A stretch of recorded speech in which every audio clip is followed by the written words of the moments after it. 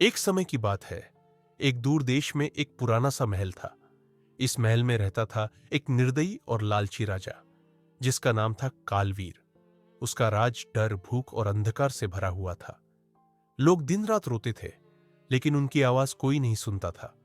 फिर एक तूफानी रात आई।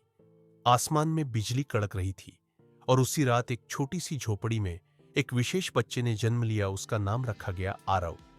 उसके जन्म के साथ ही आकाश में एक तेज चमक उठी, जैसे खुद प्रकृति कह रही हो, अब बदलाव आएगा। आरव एक साधारण बच्चा नहीं था। उसकी आंखों में चमक थी। उसके जन्म के कुछ दिन बाद जंगल से कुछ रहस्यमयी लोग आए।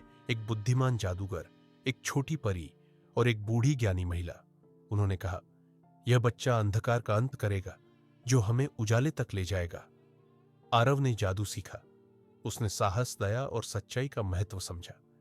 जब वह जवान हुआ तो उसने फैसला किया, अब अन्याय का अंत करना होगा। वह राजा के महल पहुंचा। कालवीर जोर से हंसा और बोला, एक बच्चा मुझे हराएगा? आरव ने शांत होकर कहा, मैं अकेला नहीं हूं, मेरे साथ सत्य है और पूरे राज्य की आशा। इसके बाद हुआ भयानक युद्ध। जादू टकराए, महल कांप उठा, लेकिन आरव पीछे नहीं हटा। आखिरकार सच्चाई की जीत हुई और अंधेरा मिट गया।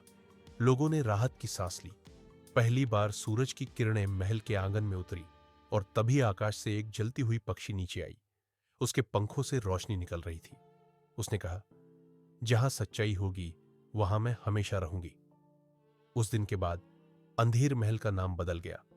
अब वह कहलाया उज्जवलगढ़। लोग आज भी आरव की कहानी सुनाते हैं और कहते हैं, एक बार एक बच्चा आया था जिसने अंधेरे को रोशनी में बदल दिया। यह कहानी हमें सिखाती है कि चाहे अंधेरा जितना भी गहरा हो, एक रोशनी उसे मिटा सकती है। हमेशा सत्य के साथ रहो।